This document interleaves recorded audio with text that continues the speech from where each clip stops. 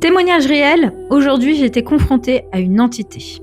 Aujourd'hui j'ai vécu une séance particulièrement marquante et j'ai à cœur de vous en parler. Une cliente est arrivée dans un état de très grande fatigue, elle avait du mal à marcher, plus d'énergie du tout, les traits tirés, le contour des yeux très marqué, un peu noir.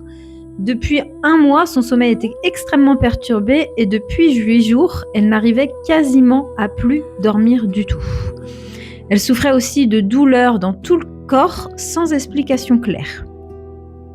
Donc au début de la séance, j'ai commencé par un nettoyage énergétique, comme je le fais toujours, en appelant les guides et les énergies supérieures pour m'accompagner, parce que je sentais qu'il y avait des entités sur elle, et notamment une qui me donnait la gerbe, clairement. Et là, du coup, quelque chose de très fort s'est produit, cette présence, elle s'est manifestée à moi. Ma cliente s'est mise d'un seul coup à convulser légèrement et à parler une autre langue inconnue, comme si quelque chose s'exprimait à travers elle. Je suis restée calme, j'ai continué à faire mes prières et à ce moment-là, ma cliente n'était presque plus présente, comme absente, figée. Alors je lui ai parlé doucement pour la rassurer, pour l'accompagner, pour qu'elle puisse rester connectée à elle-même pendant que je continuais à faire aussi le travail. Petit à petit, le contact s'est vraiment établi et j'ai pu accompagner cette entité vers la sortie.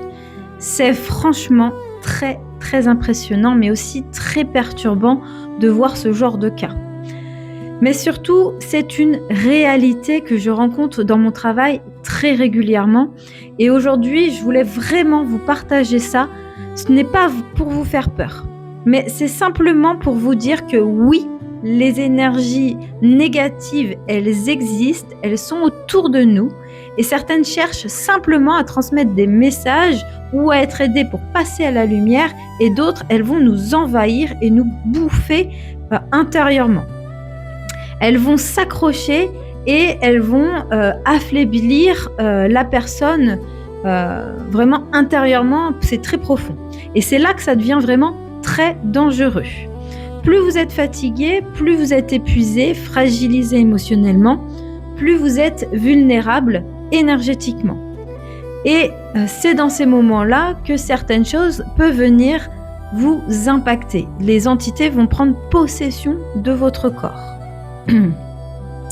Donc à la fin de la séance, ma cliente, elle était très fatiguée, un peu perdue aussi le fait de retrouver son corps, ce qui est totalement normal après un travail aussi profond.